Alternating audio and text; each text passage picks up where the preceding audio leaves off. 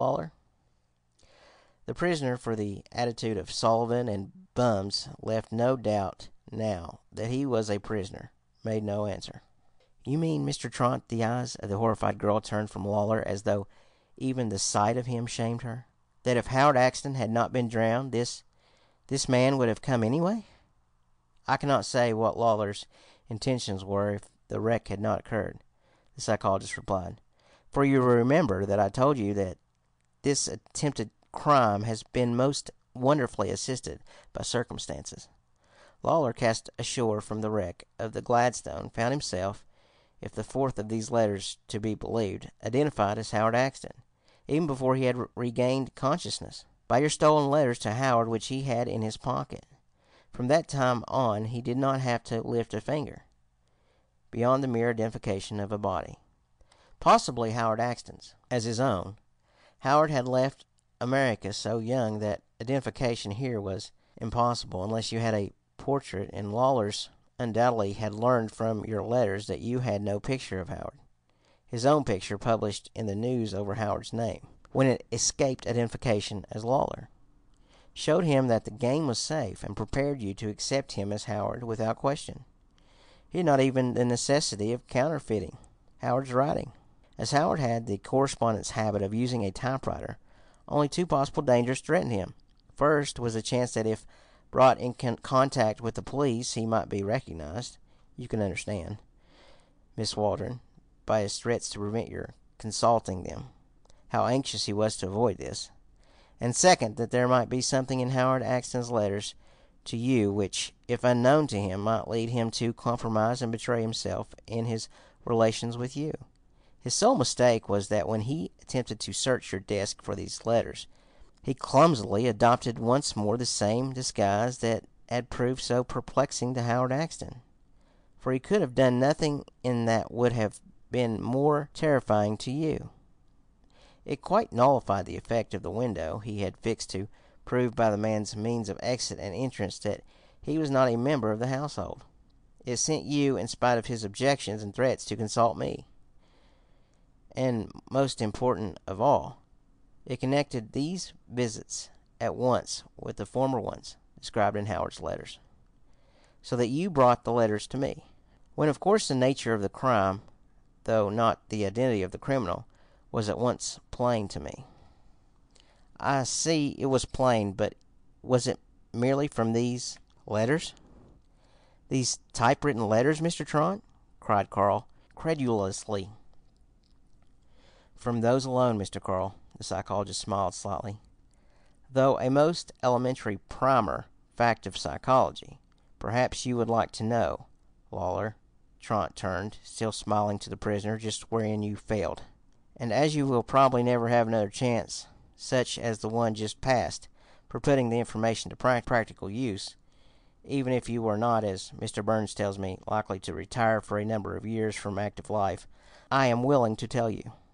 The prisoner turned on Trot, his face now grown livid with an expression of almost superstitious questioning. "Did you ever happen to go to a light opera with Howard Axton, Mr. Lawler?" asked Trot, "and find after the performance that you remembered all the stage settings of the piece, but could not recall a tune? You know you cannot recall a tune, Lawler, while Axton perhaps could whistle all the tunes, but could not remember a costume or a scene. Psychologists call that difference between you and Howard Axton a difference in memory types. In an almost masterly manner you imitated the style, the tricks and turns of expression of Howard Axton in your letter to Miss Waldron describing the wreck. Not quite so well in the statement you dictated in my office. But you could not imitate the primary difference of Howard Axton's mind from yours. That was where you failed.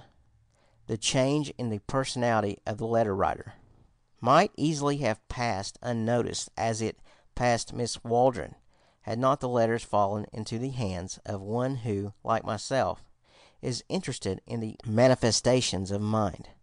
For different minds are so constituted that inevitably their processors run more easily along certain channels than along others.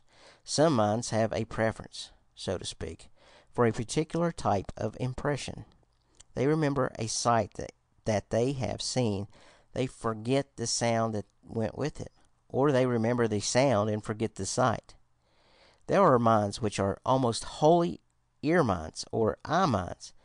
In minds of the visual or eye type, all thoughts and memories and imaginations will consist of ideas of sight. If of the auditory type, the impressions of sound predominate and obscure the others. The first three letters you handed me, Miss Waldron, the psychologist turned again to the girl, were those really written by Howard Axton. As I read through them, I knew that I was dealing with what psychologists call an auditory mind. When in ordinary memory he recalled an event, he remembered best its sounds. But I had not finished the first page of the fourth letter when I came upon the description of the body lying on the sand. A visual memory so clear and so distinct, so perfect, even to the pockets descended with sand, that it startled and amazed me, for it was the first distinct visual memory I had found. As I read on, I became certain that the man who had written the first three letters, who described a German as guttural and remembered the Americans as nasal, could never have written the fourth. Would that first man, the man who recalled even the sound of his midnight's visitors' shoulders when they rubbed against the wall, fail to remember in his recollection of the shipwreck, the roaring wind and roaring sea, the screams of men and women, the crackling of the fire? They would have been his clearest recollection. But the man who wrote the fourth letter recalled most clearly that the sea was white and frothy. The men were appalled and staring. I see, Carl." And the girl cried as, at the psychologist's bidding, they scanned together the letters he spread before them. "The subterfuge by which I destroyed the second letter of the set, after first making a copy of it." "You did it on purpose? What an idiot I was!" exclaimed Carl. "Was merely to obviate the possibility of mistake," Trent continued without heeding the interruption. "The statement this man dictated, as it was given in terms of sight, assured me that he was not Axton. When by means of the telegraph I had accounted for the present whereabouts of three of the four men he might possibly be, it became plain that he must be Lawler. And finding that Lawler was badly wanted in San Francisco, I asked Mr. Burns to come on and identify him." "And the stationing of the watchman here was a blind also, as well as his report of the man who last night tried to force the window?" Carl exclaimed. Trot nodded. He was watching the complete dissolution of the swindler's effrontery. Trot had appreciated that Lawler had let him speak on uninterrupted, as though, after the psychologist had shown his hand, he held in reserve cards to beat it. But his attempt to sneer and scoff and contemn was so weak, when the psychologist was through, that Ethel Waldron, almost as though to spare him, arose and motioned to Trot to tell her whatever else he wished in the next room. Trot followed her a moment obediently, but at the door he seemed to recollect himself. "I think there is nothing else now, Miss Waldron," he said, "except that I believe I can spare you the reopening of your family affairs here. Burns tells me there is more than enough against him in California to keep Mr. Lawler there for some good time. I will go with him now," and he stood aside for Carl to go in his place into the next room. End of The Axton Letters, by William McHarg and Edwin Balmer, Part 2. Recording by John Smith.